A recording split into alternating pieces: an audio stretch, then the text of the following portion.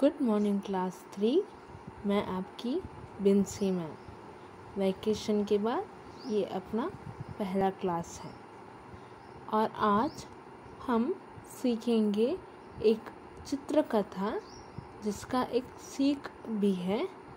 और वो चित्रकथा यानी वो चैप्टर का नाम है उड़न खटोला। उड़न खटोला। इस कथा में यानी स्टोरी में एक बच्ची है जिसका नाम गुंजन है और जो बिल्कुल आपकी तरह आपकी उम्र की है। गुंजन एक दिन अपनी मम्मी के साथ बाजार जाती है और वहाँ उसने बहुत सारे नज़ारे देखे। क्या आप कभी गए हो बाजार आपके पापा मम्मी के साथ? जी हाँ, कितना मस्त है ना। बाजार यानी मार्केट। बाजार में क्या क्या होता है ज़रा सोचिए। आपने क्या क्या देखा है बाजार में? खिलौना, फिर फल, सब्जी, कपड़े। जी हाँ, बाजार में तरह तरह के चीज़ें हैं।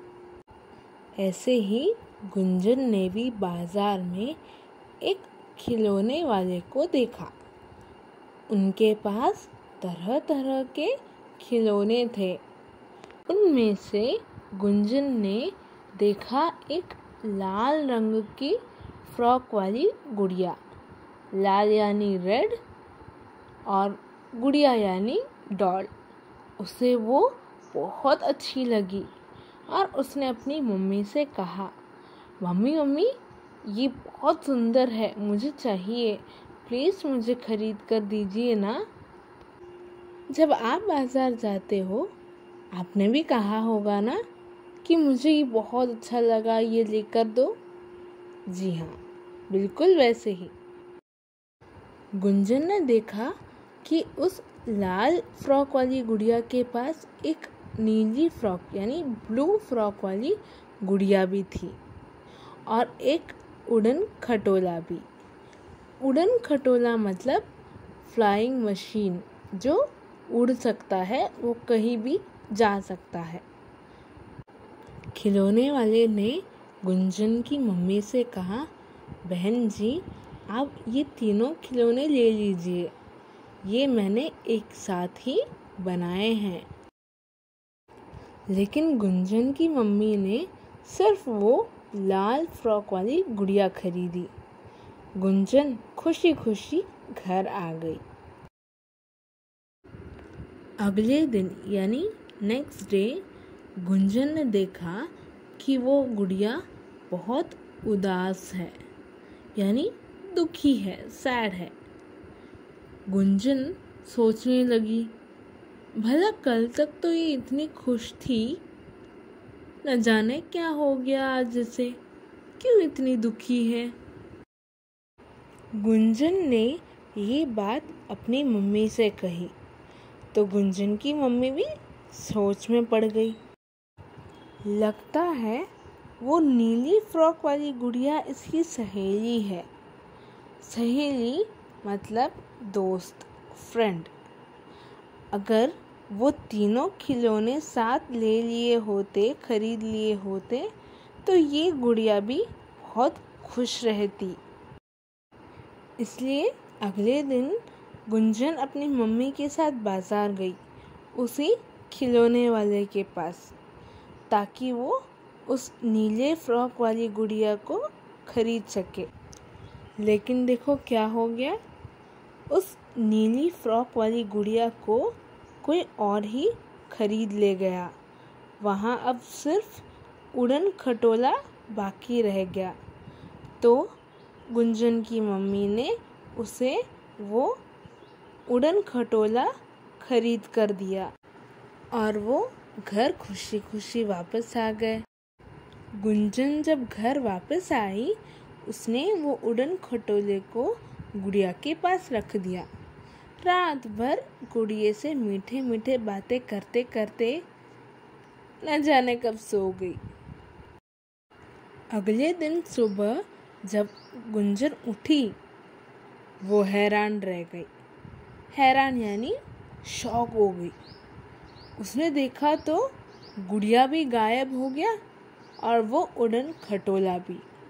वो दौड़ दौड़ कर अपनी मम्मी के पास जाकर कहा, मम्मी मम्मी, वो गुड़िया भी नहीं दिख रहा और वो उड़न खटोला भी गायब है। अब कहाँ गया होगा वो? गुंजन की मम्मी भी सोचने लगी, आखिर ये गुड़िया और उड़न खटोला गया कहाँ? कहीं वो गुड़िया उस उड़न खटोले पे बैठकर तो कहीं चली तो नहीं गई? बिल्कुल उसी समय वहाँ गुड़िया की खिलखिलाहट की आवाज़ सुनाई दी। वो उड़न खटोला नीचे उतरा और उसमें से वो लाल फ्रॉक वाली गुड़िया और उसकी सहेली नीली फ्रॉक वाली गुड़िया, जिसका नाम मीना है, दोनों वहाँ पहुँचे। खिलखिलाहट मतलब हंसना खेलना। लाल फ्रॉक वाली गुड़िया ने अपनी दोस्त नीली फ्रॉक वाली गुड़िया, जिसका नाम मीना है, उसको गुंजन और गुंजन की मम्मी से मिलवाया। और वो गुड़िया हंसकर बोलने लगी, अरे मैं तो ये उड़न खटोले में बैठकर मीना से मिलने गई थी।